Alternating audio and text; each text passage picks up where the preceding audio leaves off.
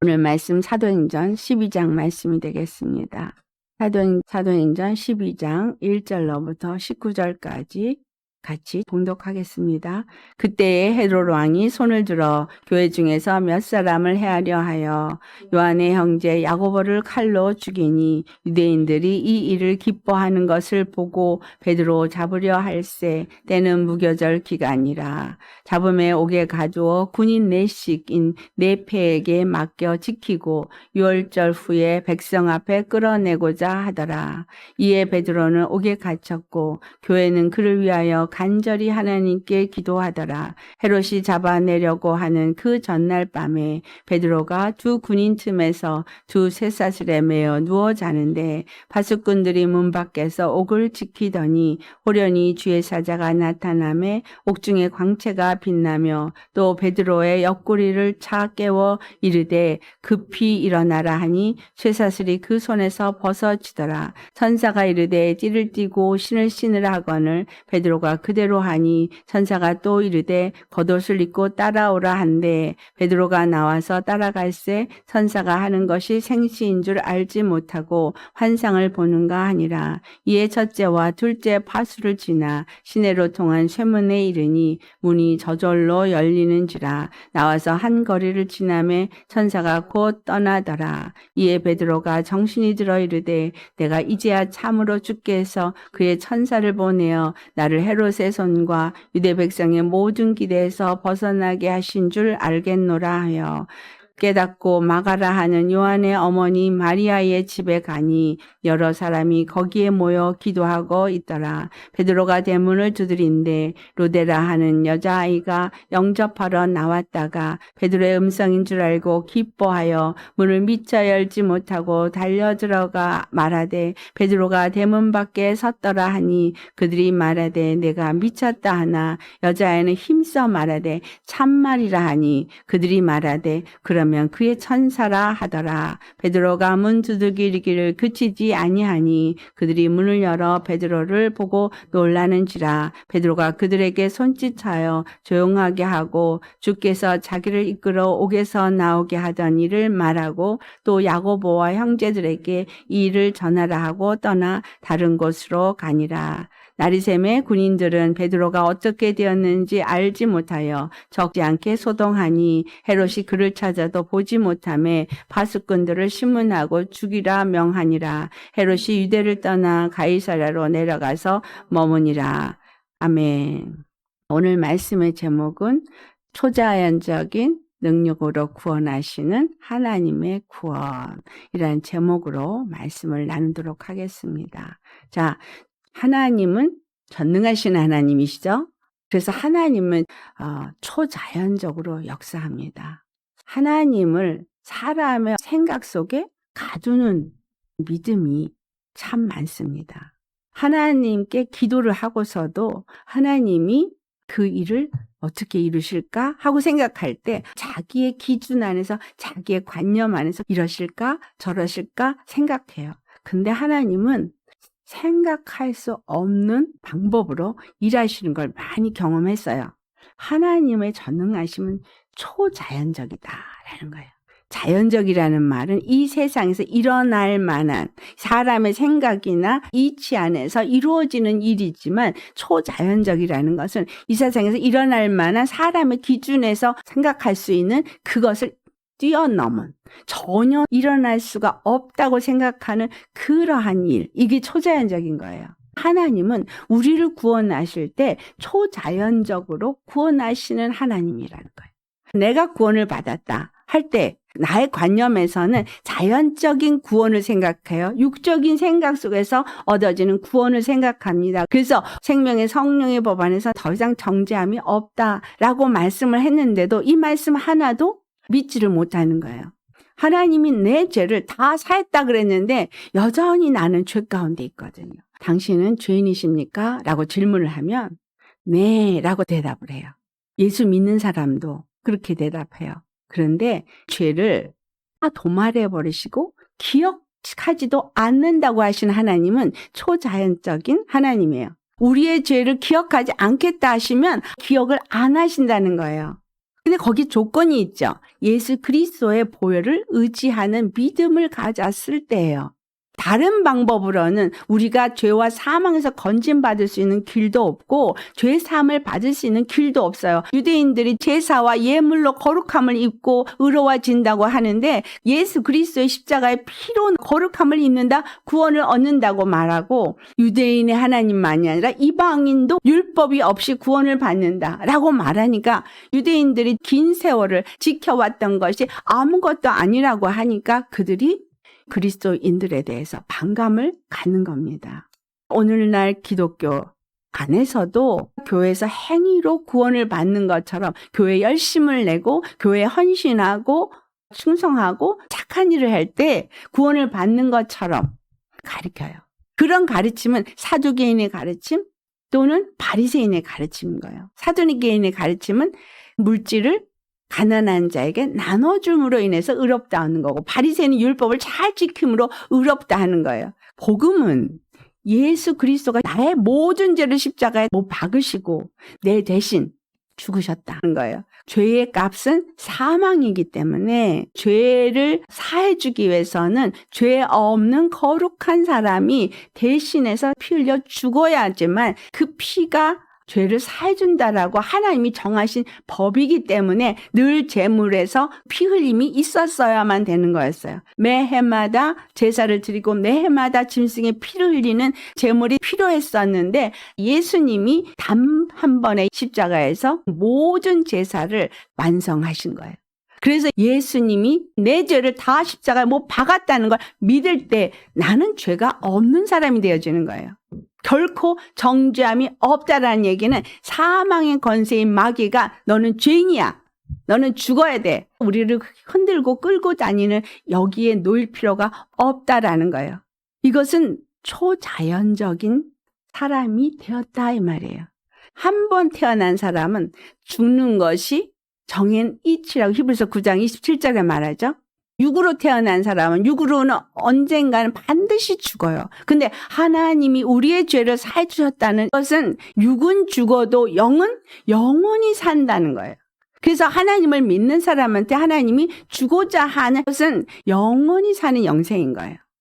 마태복음 10장 28절에 너의 육체를 죽일 자를 두려워하지 말고 너의 영혼과 몸을 능히 지옥에 보낼 자를 두려워하라. 권세를 가지고 육적인 힘을 사용해서 나를 죽이는 사람을 두려워하지 말고 너의 몸도 영혼도 지옥에 보낼 수도 있고 영생에 이르게 할 수도 있는 그분을 두려워하라. 이 말씀은 우리의 살고 죽는 모든 것이 하나님께 있다라는 것을 기억하라 이 말이에요. 이 베드로에게 일어난 사건이 우리에게 또한 그것을 말합니다. 나의 믿음은 초자연적인 능력을 경험하는 믿음인 거예요.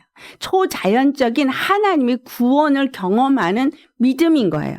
내가 눈으로 볼 때는 절대 이루어질 수 없는 일이에요. 하나님의 초자연적인 능력을 믿는 믿음은 절대 이루어질 수 없는 일이 일어나고 절대 일어나야 될 일이 안 일어나고 이것들이 하나님의 손에 있다라는 거예요. 믿는 사람은 초자연적인 믿음을 가지고 주님 앞에 기도함으로 인해서 초자연적인 하나님의 구원을 맛본다는 거예요. 질병도 마찬가지예요. 절대 나을 수 없는 사람이 한 번에 나을 수가 있고 이거는 가벼우니까 나을 수 있어 하는데 그것 때문에 죽을 수도 있어요. 우리가 믿음의 생활을 하면서 생각해야 될 건 하나님의 주권인 거예요. 하나님은 만물을 그분의 뜻대로 주장하시는 분이에요. 오늘 헤롯 왕이라는 사람이 나와요. 헤롯 왕이 왜 야고보를 해했는가? 그때 당시에 유대인들이 이 그리스도인들을 싫어했거든. 그래서 유대인의 마음에 합한 일을 하고자 그리스도인들을 죽이는 일을 시작한 거예요. 그때 야고보가 죽습니다. 사도 야고보는 사도들 중에 최초로 순교를 한 사람이에요.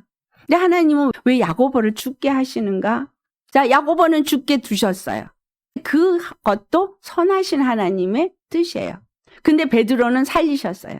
그 또한 하나님의 계획이고 하나님의 선하신 뜻이에요. 우리의 모든 일이 때를 따라서 일어나고 때로는 내가 원하는 대로 일어나지 않아도 모든 것은 하나님의 선하신 뜻 안에서 이루어집니다. 세상 사람들도 믿음의 사람도 다 하나님의 주권 안에서 놓여 있어요. 그래서 하나님의 자녀를 훈련시키고 믿음으로 구원에 이르게 할 때 믿지 아니한 자들을 불의의 병기로 사용한다는 거예요. 그래서 성경에서 귀하게 쓰는 그릇과 천하게 쓰는 그릇으로 두 가지 비유가 나옵니다. 예수님을 믿는 사람은 예수님이 자기의 생명을 주어서 영원한 생명을 소유하게 한 귀한 그릇으로 택함을 받은 사람이에요. 주님의 거룩한 영광을 나타내도록 택함을 받은 사람이에요. 하나님의 부르심과 택하심이 있기 때문에 교회에 온 것이고 복음을 듣게 되어진 거예요. 하나님이 택하시고 부르셨다는 얘기는 하나님의 손 안에 붙잡혔다 이 말이에요. 하나님의 손 안에 붙잡힌 것이 축복이에요. 하나님의 손 안에 붙잡혔다는 얘기는 하나님이 나의 삶을 이끌어 가신다는 거예요. 영원한 생명의 구원으로 나를 이끌어 간다는 거예요. 하나님의 뜻 안에서 내가 부름을 받았으면 하나님이 나를 인도하시는데 인도하신 가운데 우리에게 믿음을 주시길 원하셔요. 믿음을 어떻게 갖게 하시냐면 옆에 있는 사람들을 통해서 믿음을 갖게끔 하시고 말씀을 듣고 깨달으면서 이 말씀이 삶 속에서 초자연적인 역사로 일어나고 있는 것을 믿게 하신다는 거예요. 오늘 본문을 보니까 베드로가 초자연적인 하나님의 구원을 맛보게 됩니다. 베드로가 감옥에 갇힌 때가 언제냐면 유월절, 무교절 때인 거예요. 유월절은 이스라엘에게 하나님의 구원을 나타내는 날이에요. 애굽에서부터 건짐을 받아 나올 때 문인방과 문설주의 어린 양의 피를 바른 사람들에게는 사망 권세가 지나가는 것을 경험한 날이에요. 그리고 그것을 경험한 사람들은 무교병의 떡을 먹으면서 일주일을 무교절을 지나게 되는 그 시점인 거예요. 여기서 주님은 무엇을 보여줘요? 사망 권세가 베드로를 죽이지 못하고 지나가서 건짐을 받는 것을 보여줍니다. 유월절 어린 양의 피로 사망 권세가 지나가서 피 바른 집 안에 있는 사람에게는 장자의 죽음이 있지 않았고 그 피를 바르지 않은 집에는 장자들이 다 죽어서 통곡의 소리가 애굽 전역에 울려 퍼졌던 날이 유월절이에요. 유월절을 지내면서 하나님의 구원을 기억하게 하는 날인 거예요. 그리고 무교병 누룩이 들어가지 않은 떡을 먹어야 하는 시점인 거예요. 절기를 지내고 나면 베드로를 죽이려고 계획했지만 베드로가 예수님의 피로 산 자요. 성령이 임하에서 사도로 지명한 자인 거예요. 그래서 유월절 어린 양의 피로 구원을 받았던 이스라엘에게 일어났던 구원의 역사를 베드로가 경험한 거예요. 감옥은 사망 권세, 세상의 권세가 그를 죽이려고 하는 시점인 거예요. 어느 정도로 철저하게 파수로 섰냐 하면 4명씩 4패 16명이 돌아가면서 그를 감시했어요. 간수들이 절대 도망갈 수 없게 감옥 안에서 지키고 있고 문 바깥에서 파수를 쓰고 했어요. 하나님은 천사를 보내서 자는 베드로를 깨우고 창구가 열려도 옆에 있는 간수들은 전혀 알지 못했어요. 초자연적인 하나님의 능력의 방법인 거예요. 하나님은 야고보는 데려갈 때가 되어져서 사망하도록 하나님이 허락한 것이고 베드로는 아직 사명이 남아서 그를 데려갈 때가 아니기 때문에 그를 건지신 거예요. 구원의 하나님은 그를 구원할 계획이 있었던 거죠. 그래서 하나님이 그리스도인들을 합심해서 기도하게 합니다. 그들이 베드로가 다음 날 죽게 되니까 그 전날 밤에 얼마나 간절히 기도했겠어요. 간절히 기도하게 하실 거예요. 그들이 기도할 때 하나님은 천사를 보내셔서 베드로를 구원하게 하시더라. 하나님은 초자연적인 능력을 가지신 구원의 하나님이시지만 우리의 기도를 들으시는 하나님이라는 거예요. 기도를 하게 하시고 일하시는 하나님이라는 거죠. 우리가 기도 안 하고 가만히 있고서도 하나님은 다 해주실 수 있어요. 구하지 않아도 무엇이 필요한지 다 아시는 하나님이에요. 나는 오늘 것밖에 보지 못하지만 앞으로 일어날 일까지도 다 아시는 하나님이세요. 나를 구원하시는 하나님인 거예요. 초자연적인 능력의 하나님인 거예요. 무엇이든지 줄 수 있는 하나님인 거예요. 오늘 나에게 주지 않는다면 무슨 뜻이 있겠어요? 기도하기를 원하시는 거죠. 구하기를 원하는 거예요. 간절히 구하라는 거예요. 하나님은 나의 구원이시라고 믿는 사람이 기도해요. 초자연적인 전능하신 능력을 가지신 분이기 때문에 어떤 상황에서도 나를 구원하시는 분이라고 믿는다면 그분께 간절히 기도한다라는 거예요. 어떻게 하나님 앞에 기도하시니까 나에게 가진 문제들이 있을 때 이 문제에서 해결해 줄 수 있는 전능하신 초자연적인 능력의 하나님을 믿느냐는 거예요.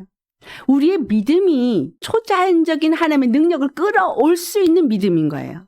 나를 예수의 이름으로 건지시고 하나님의 자녀로 부르시고 예수님을 믿게 하신 믿음은 죄 없다 하시고 의롭다 하시고 하나님의 아들이 되게 하신 거예요. 하나님의 아들이 되어진 자들은 하늘의 것을 사용할 수 있도록 했어요.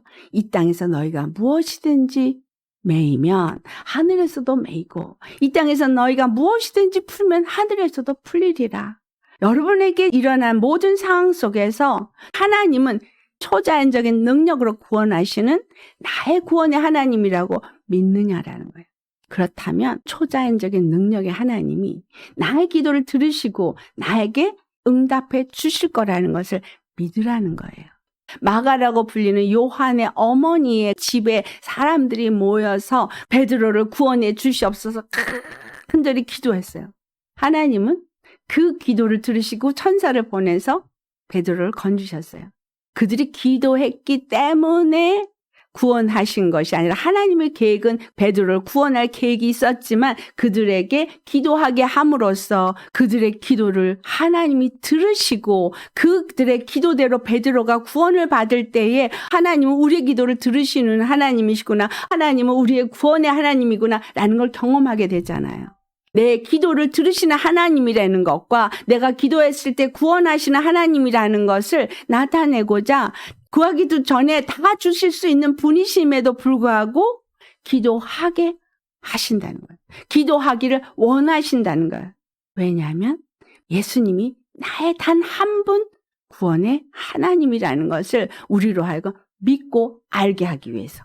그리고 늘 기도하고 늘 그분을 믿고 나아가게 하기 위해서 기도하게 하신다는 거예요. 이 땅에 우리의 육은 능히 죽일 수 있는 권세자를 두려워하지 아니하고 만물의 주권자이시며 만물의 통치자이신 그분이 초자연적인 능력으로 나를 능히 구원할 자라는 걸 믿는 믿음을 우리에게 주기를 원하신다는 거예요. 여러분 그렇게 믿으십니까? 예수님을 초자연적인 능력으로 나를 어떤 순간에서도 구원해 줄 수 있는 구원의 하나님이라고 믿고 구하냐는 거예요. 근데 기도를 해도 응답을 하지 않는 것 같다고 느껴질 때가 있어요. 하나님은 하나님의 때에 항상 하시는데 최고의 정점이 있어요. 그분이 영광 받을 최고의 정점, 그때 일하세요. 하나님은 사람과 영광을 나누지 않으셔요. 이걸 잘못 해석하는 사람들은 하나님은 자기만 영광 받으시려고 그래 라고 말해요. 그게 아니에요. 사람이 무엇인가를 했다라고 하면 사람이 교만해지고 구원에서 떨어지기 때문에 하나님의 사랑은 어떻게 하든지 우리로 하여금 구원에 이르게 하기를 원하시는 사랑이에요. 그 사랑은 우리가 조금이라도 마귀에게 빌미가 되어져서 구원을 놓치는 일이 일어날까 봐 우리의 온 마음으로 예수님만을 의지하도록 몰아가시는 거예요. 예수님이 교만해서 예수님이 영광 혼자 다 받고 싶어서 그게 아니라 예수님만이 영광을 받으실 수 있는 분이라는 것은 그분만이 우리에게 생명을 줄 수 있는 분이기 때문인 거예요. 그분만이 우리를 구원할 수 있는 분이기 때문인 거예요. 그분만을 의지하고 그분만을 따라가고 이러한 믿음을 가져야지만 구원을 받을 수 있기 때문에 우리를 그렇게 몰아가시는 거예요. 다른 사람은 구원의 이름으로 하나님이 주지 않았어요. 다른 사람은 우리에게 생명을 줄 수 없어요. 다른 사람은 우리를 거룩하게 할 수 없어요. 예수님만이 우리를 거룩하게 하시고 예수님만이 우리를 의롭게 하시고 예수님만이 영생을 줄 수 있어요. 사망에서 건짐을 받게 하시는 분은 그분뿐인 거예요.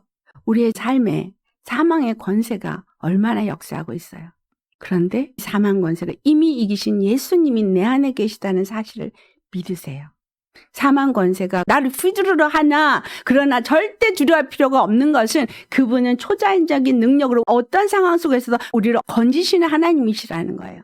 그것을 성경은 많은 부분에서 보여주고 있어요. 베드로가 이렇게 감옥에 갇혀있는 상황 속에서 건짐을 받을 수 있는 길은 없어요. 양쪽에서 착고를 채우고 간수가 같이 있고 감옥 바깥에서도 파수꾼이 서 있고 16명이 돌아가면서 지키고 있는데 여기서 빠져나갈 수 있는 길은 없어요. 하나님은 그들의 눈을 다 가려고 베드로를 끌어내셔요. 하나님의 구원이 이와 같다는 거예요. 도무지 일어날 수 없는 가운데서도 하나님이 하고자 하시면 하세요. 나한테 주고자 하시면 주세요. 중요한 건 네가 믿고 구하고 주실 거라는 걸 100% 확신할 때까지 안 주신다는 거죠. 99%라도 응답이 안 와요. 100%. 예수님만이 내가 어떤 상황에 있다 할지라도 나를 건지시는 초자연적인 능력의 구원의 하나님이라는 걸 믿도록 우리를 이끄신다라는 거예요. 몰아가신다는 거예요. 그가 가서 문을 두드리니까 로데라는 여자아이는 목소리를 알아듣고 너무나 기뻐서 문도 못 열고 가서 얘기를 했어요. 근데 나머지 사람들은 미쳤다 그래요. 전능하신 하나님, 우리의 구원의 하나님, 베드로를 구원해 주시옵소서, 죽음에서 저를 건져 주시옵소서, 그렇게 기도했을 거 아니에요? 그렇게 기도를 해놓고 베드로가 왔대는데 우리의 기도를 하나님이 들으셨네? 하고 가서 문을 열었어야 되는데 베드로가 문 앞에 왔다고 얘기한 로데라는 아이에게 네가 미쳤니? 라고 했다는 거예요. 그들이 간절히 기도는 했는데 이 기도가 응답될 거라는 것은 믿지 않았다는 얘기죠. 도무지 이 집 문 앞에 와서 문을 두드릴 수 있는 상황이 아니거든요. 이게 실제로 일어난 일이에요. 이것 말고도 성경에는 많은 초자연적인 하나님의 능력으로 구원한 사건들이 기록되어져 있어요. 어떤 사람이 베드로가 실제로 무리를 안 걸었어 말을 해요. 성경에 그렇게 써졌다. 그 사람은 예수님을 믿지 않는 사람이에요. 전능하신 하나님을 믿지 않는 거예요. 왜 베드로가 무리를 걷는 것을 기록을 해놨을까요? 하나님의 능력을 경험한 것이 무엇인지를 우리에게 가르쳐주기 위해서. 주여 당신이 주시거든 나를 명하여 무리로 오라 하소서 라고 베드로가 기도한 거예요. 그때 예수님이 오라 응답했어요. 오라 한 그 말씀에 순종하여 발을 내디디니까 무리에 걸은 거예요. 초자연적인 능력으로 예수님이 무리를 걸어오셨어요. 베드로도 믿음으로 초자연적인 능력에 동참한 거예요. 기도는 하나님의 초자연적인 능력에 동참하는 겁니다. 이러한 초자연적인 하나님의 구원을 경험하는 것이 믿음인 거예요. 우리의 기도인 거예요. 예수님이 주시라면 나를 명하여 무리로 걸어오라 하소서. 하나님이 말씀하신 것을 그대로 믿고 거기에 순종할 때 초자연적인 하나님의 능력, 구원을 맛본다는 거예요. 이 땅에서는 절대 있을 수 없는 일이야. 그러나 나의 믿음의 주는 가능하시다. 이걸 믿느냐는 거예요. 이들이 부르짖고 기도했는데 베드로가 문 앞에 왔어. 근데 믿지 않고 네가 미쳤구나. 그 다음에 뭐예요? 그건 아마 베드로의 천사일 거야. 내가 기도해놓고도 그건 불가능해. 그건 있을 수가 없어. 이렇게 생각하면서 주님 도와주세요 하고 그 다음에 내 능력으로 뭔가를 해보려고 열심히 노력해요. 하나님 앞에 불가능이 있습니까? 성경에 전능하시다고 써있거든요. 그러니까 불가능한 것이 없다고 말을 하는데 정작 나에게 일어난 문제, 내 삶의 상황 속에서는 하나님은 늘 불가능하세요. 그건 불신이에요. 하나님은 늘 불가능해. 내가 처한 상황에서 나를 건질 수 없어. 그렇게 인정해요. 야고보서 1장 6절로부터 8절까지 같이 봉독하겠습니다. 야고보 오직 믿음으로 구하고 조금도 의심하지 말라. 의심하는 자는 마치 바람에 밀려 요동하는 바닷물결 같으니 이런 사람은 무엇이든지 주께 얻기를 생각하지 말라. 두 마음을 품어 모든 일에 정함이 없는 자로다. 하나님이 나를 부르셨습니다. 나를 부르신 하나님이 내가 온전하고 능력이 있고 지혜가 있고 그래서 나를 부른 게 아니에요. 그 앞에 5절에 너희 중에 누구든지 지혜가 부족하거든 모든 사람에게 후히 주시고 꾸짖지 아니하시는 하나님께 구하라. 그리하면 주시리라. 필요하면 나를 구원하시는 하나님 앞에 구하라는 거예요. 나의 삶 속에서 나의 구원인 걸 나타내고자 일하시는 분이라는 거예요. 모든 환경을 허락하시면서 그 상황 속에서 초자연적인 능력으로 나를 구원할 하나님이라는 걸 믿고 그분께 의지하도록 상황을 이끌어 가신다는 거예요. 사람의 방법 쓰지 말고 내게 구하라는 거예요. 사람의 생각으로 두려워하고 염려하지 말고 초조해하지 말고 내게 구하라는 거예요. 근데 믿음으로 구하래요. 그러니까 구할 때는 믿고 구하고 조금도 의심하지 말고 만약에 의심하면 응답 안 된다는 거예요. 두 마음을 품은 거예요. 믿는 것 같이 기도는 하면서 마음에서는 안 믿는 두 마음. 이런 사람은 정함이 없는 사람이다. 나를 부르신 하나님은 나에게 세운 계획이 있어요. 에베소 1장에 그 계획을 기록하고 있어요. 에베소 1장. 자, 5절과 6절을 보면 그 기쁘신 뜻대로 우리를 예정하사 예수 그리스도로 말미암아 자기의 아들들이 되게 하셨으니 나를 예수 그리스도 안에서 아들로 삼으시기를 예정하신 거예요. 그래서 그 피로 나를 낳으셨다고 표현해요. 자, 6절. 이는 그가 사랑하시는 자 안에서 우리에게 거저 주시는 바 그의 은혜 영광을 찬송하게 하려는 것이다. 나에게 은혜를 주시는 나의 구원의 주님이십니다라고 찬송하도록 하려는 것이 하나님의 뜻인 거예요.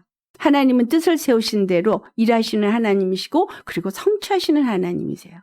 의심하지 마세요. 의심하고 구하면 응답 못 받아요.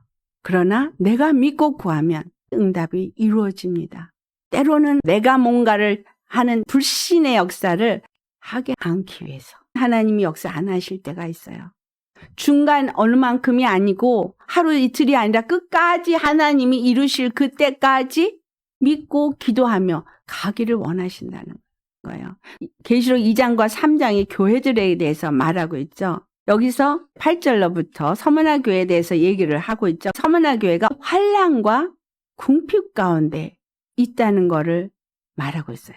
9절에 예수님이 내가 내 환난과 궁핍을 안다라고 말하죠. 그런데 실상은 내가 부요한 자라라고 말해요. 환난과 궁핍이 있지만 부요한 자라는 거예요. 영적인 부요를 말하고 있는 거죠. 그러면서 10절에 너는 장차 받을 고난을 두려워하지 말라라고 말해요. 그들에게 고난이 더 있을 거라는 거죠. 근데 그 고난을 두려워하지 말라는 거예요. 너희가 10일 동안 환난을 받을 것이다. 몇 사람을 옥에 던져 시험을 받게도 한다라고 말하고 있어요. 베드로 같이 감옥에 던져져서 시험을 받는다는 거예요. 그리고 그들에게 환난이 있을 거라는 거예요. 10절 후반부 내가 죽도록 충성하라. 그리하면 내가 생명의 관을 내게 주리라 라고 말해요. 하나님의 뜻은 우리에게 영원한 생명의 면류관을 주는 겁니다. 영원한 생명을 상으로 주기 원하시는 거예요. 내가 환난 속에서도 고난 속에서도 죽도록 충성하라. 이 말은 믿음을 잃지 말아라 라는 얘기죠. 그러면 반드시 하나님은 갚아 주신다는 거예요. 11절에 귀 있는 자는 성령이 그들에게 하시는 말씀을 들을지어다 이기는 자는 둘째 사망의 해를 받지 아니하리라. 버가모 교회가 그 다음에 나와요. 버가모 교회는 어떤 교회예요? 내 충성된 증인 안디바가 너희 가운데서 죽었다라는 거를 기록하고 있어요. 사도 야고보가 죽임을 당했던 것처럼 이렇게 죽임을 당한다는 거예요. 그런데 나를 믿는 믿음을 저버리지 아니하였도다 라고 말해요. 야고보가 죽었어도 믿음을 저버리지 아니하고 모여서 기도하고 간절히 주님을 찾고 찾았죠. 3장 7절에 빌라델피아 교회가 나오는데 8절을 보면 그들이 작은 능력을 가지고도 예수님의 말씀을 지켰고 그 이름을 배반하지 않았다라고 기록하고 있어요. 10절에 내가 나의 인내의 말씀을 지켰은즉 내가 또한 너를 지켜 시험의 때를 면하게 하리니 이는 장차 온 세상에 임하여 땅에 거하는 자들을 시험할 때라. 나는 어떤 교회가 되기를 원하십니까? 장차 이 땅에 거하는 자들을 시험할 때가 올 거라 그랬는데 지금 시험의 때예요. 많은 사람들을 시험하고 있어요. 나는 이 시험의 때에 믿음을 굳게 잡고 말씀을 지키고 그 이름을 배반치 아니하는 믿음의 길을 가시겠냐라는 거예요. 11절 내가 속히 오리니 내가 가진 것을 굳게 잡아 아무도 내 면류관을 빼앗지 못하게 하라. 베드로 사건은 초자연적인 능력으로 구원하시는 하나님의 구원을 믿고 내가 그것을 하늘로부터 끌어와서 경험할 수 있는 삶 가운데 누릴 수 있는 하나님의 아들이라는 걸 믿으라는 거예요. 기도하면서 의심하고 기도하면서 걱정하고 기도하면서 불안해하는 거 믿음 아닙니다. 두 마음을 가진 거예요. 주님 앞에 의심치 말고 정한 마음으로 구할 때 초자연적인 하나님의 구원의 능력을 우리는 맛볼 수 있어요. 베드로가 무리를 걸은 것처럼 우리 무리를 걸을 수 있습니다. 우리의 이김은 믿음이다. 초자연적인 능력으로 나를 구원하시는 하나님이심을 믿으시기를 축원합니다. 어떤 상황에서도 내가 믿고 구하면 하나님의 응답을 받습니다. 내가 절박해요. 앞길이 깜깜해요. 아무것도 없어요. 내일 죽을 것 같은 상황, 길로 나갈 것 같은 상황, 굶어 죽을 것 같은 상황일지라도 믿고 구하시면 생각지도 못한 일이 생겨서 공급이 되어지게 하세요. 사람의 방법으로 뭘 해볼까가 아니라 초자연적인 능력으로 날 구원하시는 예수님을 믿으라는 거예요. 믿으면 그분의 초자연적인 능력을 경험하시게 될 것입니다. 내가 물론 사는 동안에 육으로 해야 할 것도 하고 노력도 해야 되죠. 그런데 직장을 주던 돈을 주던 양식을 주던 하나님이 나한테 주셨기 때문에 내가 먹는 거예요. 내게 지혜를 주시던 능력을 주시던 하나님이 주셨기 때문에 그것을 사용하면서 돈도 버는 거예요. 하나님이 주지 않으면 못해요. 내가 똑똑해서 내가 능력이 있어서 아닙니다. 하나님이 허락하시면 누구도 뺏어갈 수 없어요. 우리가 피할 길은 나의 주, 나의 구원이신 예수 그리스도 뿐입니다. 예수님 안에서밖엔 피할 길이 없어요. 믿음의 사람에겐 절대 하나님이 굶게 안 하셔요. 나의 구원이심을 나타내십니다. 믿고 구하시고 의심 없이 정한 마음으로 믿음의 길을 가시기를 예수로 축원합니다. 앞으로의 세대는 믿음이 필요하고 믿음의 기도가 필요한 때입니다. 초자연적인 능력으로 우리를 구원하시는 예수님만을 내 안에 모신 믿음의 사람이 되어질 수 있도록 그리고 기도하며 의심치 아니하는 믿음의 사람이 될 수 있도록 우리 기도하시겠습니다.